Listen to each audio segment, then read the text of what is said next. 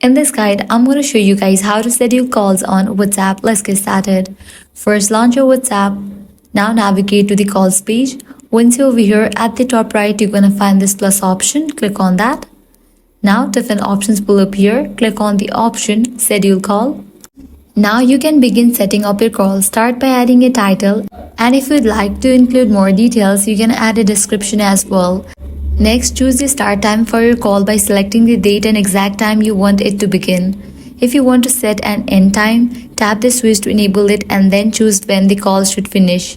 At the bottom, tap on call type and choose whether you want the call to be video or the voice. Once all the call details are added, tap next. You will now be able to select the contacts or group you want to invite to your scheduled call. After selecting them, tap next again. WhatsApp will send a call invite to the selected chat where invited contacts can view the details and respond to let you know if they are able to attend.